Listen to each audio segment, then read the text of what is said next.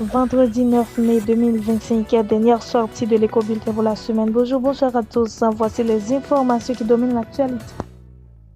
Après 2 signaux de fumée noire, les cardinaux réunis en conclave ont élu le jeudi 8 mai 2025 à Robert Francis Prévost comme successeur du pape François. La fumée blanche n'a attendu être apparue à 18h08 au-dessus de la chapelle Sixtine, marquant la fin du processus électoral au deuxième jour du conclave selon BFM TV. Âgé de 69 ans, Robert Francis, né le 14 septembre 1956 à Chicago, dans l'Illinois, devient ainsi le premier pape originaire des États-Unis.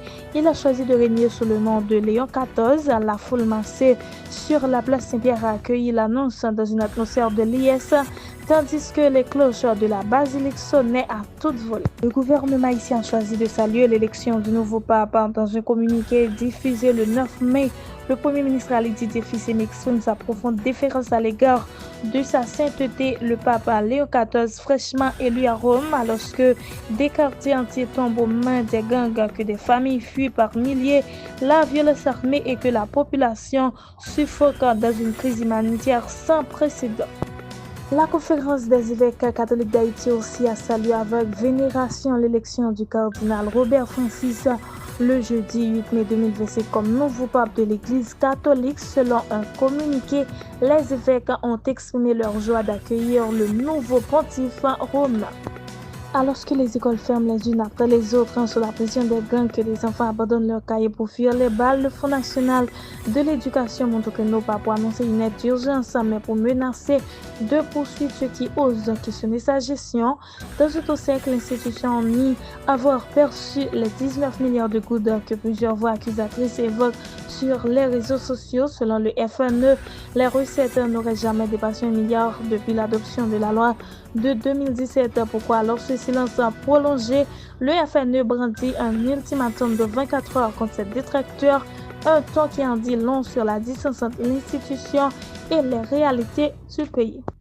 Un nouveau scandale de corruption secoue la direction de l'immigration et de l'immigration. L'unité de lutte contre la corruption révèle dans un rapport remis le jeudi 8 mai à la justice haïtienne un réseau organisé de détournement de fonds publics ayant causé un préjudice de 3 656 000 gouttes à l'État haïtien.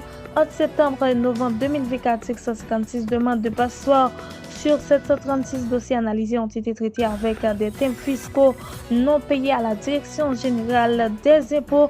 Ces irrégularités ont été commises principalement dans les bureaux de la SONAPI et de Pétionville via un compte utilisateur fictif créé au nom de Fernando Victor.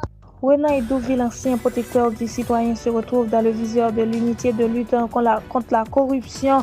Dans un rapport transmis à la justice, l'ULCC recommande un audit complet de sa gestion entre 2019 et 2024 réalisé par la Cour supérieure des comptes et du contentieux administratif. Les accusations sont lourdes: détournement de biens publics, abus de fonction, passation illégale de marchés publics et entrave à la justice, autant d'infractions prévues par la loi d'anticorruption de mars 2014.